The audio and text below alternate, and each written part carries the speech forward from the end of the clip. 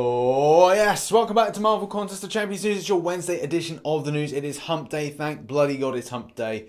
And let's, without further ado, jump into those news stories. Funnily enough, there's not a huge amount going on in the community, but I've pieced together a few stories of interest, so let's begin. First of all, by talking about a heavy attack bug that has really been around for a good chunk of this month, and it really kind of started at the end of last month in conjunction with the release of the update, when we're talking about heavy attacks and Thanos. In this video here, you see the heavy attack going in, it kind of like goes away from it rather than taking the full amount of it or being knocked down.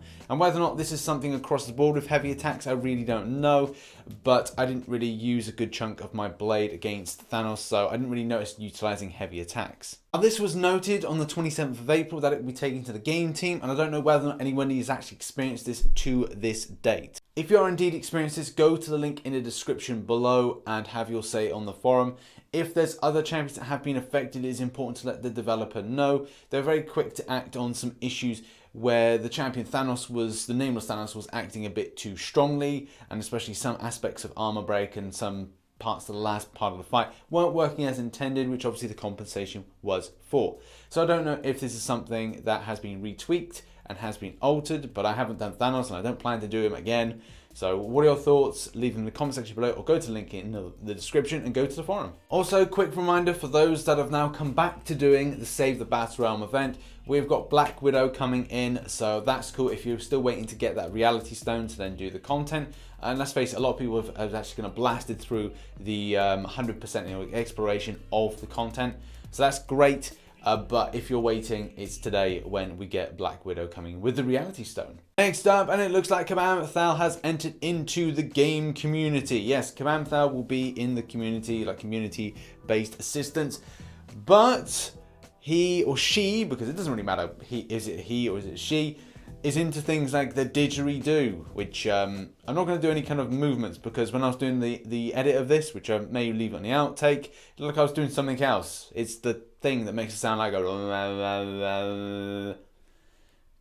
Just Google it, or YouTube it.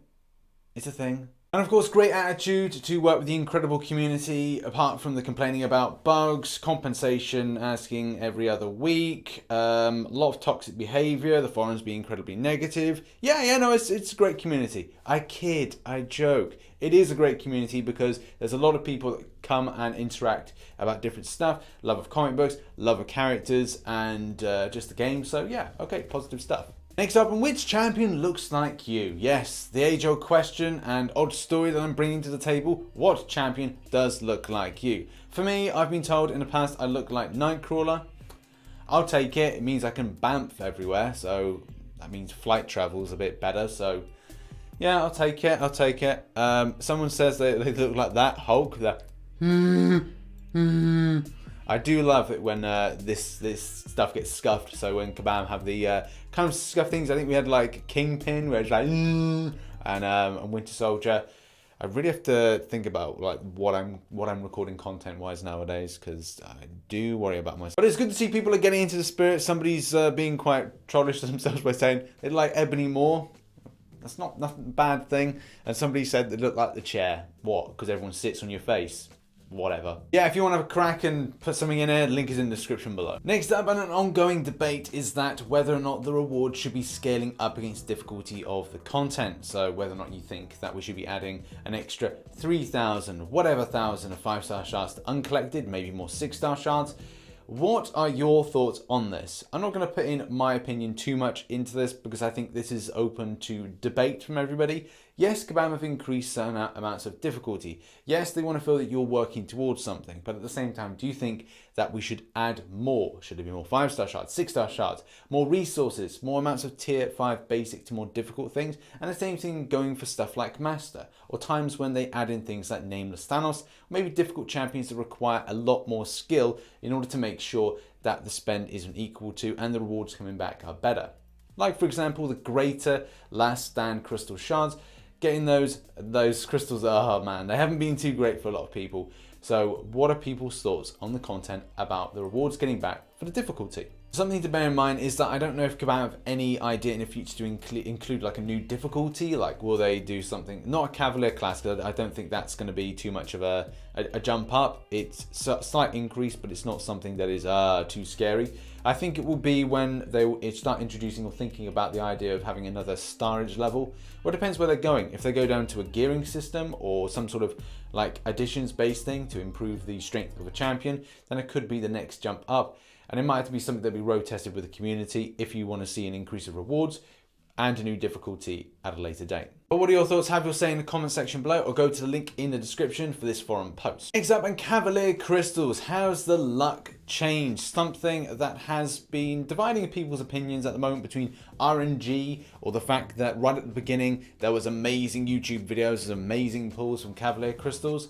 As someone that was somewhat on the fence, and still is the case now, I still don't know whether or not I'm at a position where I want to spend excessive amounts of money on Cavalier crystals, which with the Cull Obsidian opening coming soon, or the Cull Obsidian release, I am thinking and considering it may be the first time to actually do some Cavalier crystals, just to see whether or not I should buy once and never buy again. But we will see.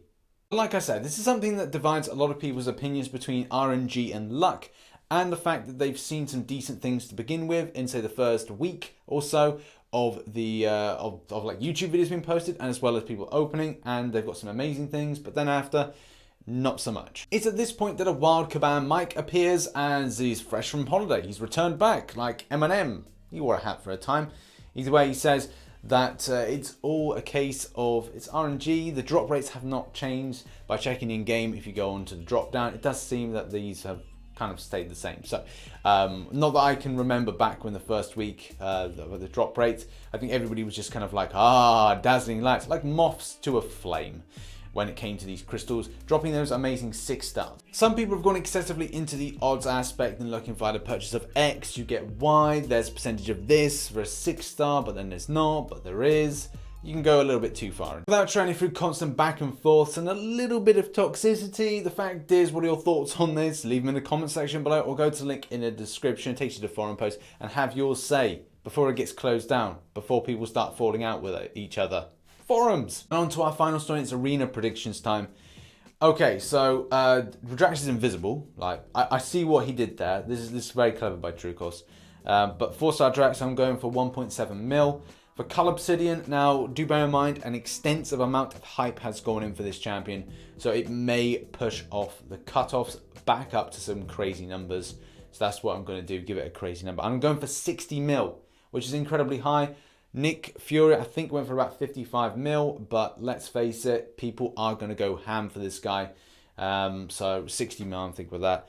I'm thinking with a 4-star, we might have to push it up to about 14 mil. I know it's a little bit more than normal. I know that Nick Fury went for 10.5 mil. I know that 4-stars aren't exactly the most go-to champion, but if people want to actually get the champion, they're probably going to put in a lot more than normal, and I would say 14 mil. Although I think that when the champion comes out and is actually kind of done and dusted, I reckon about 12.5, 13 mil, but go for 14 mil to be safe.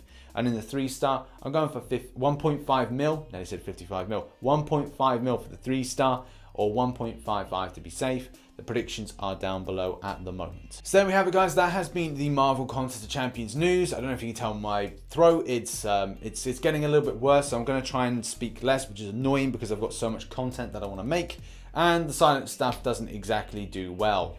Life. But the fact is, I will be around for a live stream later on, 1900 hours GMT, and doing the talk less throughout the day, salt water, lozenges, blah, blah, blah, blah, blah, other piddly crap, try and get well and all that stuff. Thanks for the positive vibes. I'll see you later on for the live stream, and I shall catch you in the next one. Bye-bye for now. And don't forget to like and subscribe. Bye. But is it a he or is it a she? I don't know. Don't really care, to be honest. But the fact is, there's a few things that this person's interested in. Didgeridoo. That's a didgeridoo. It looked like I was doing something else.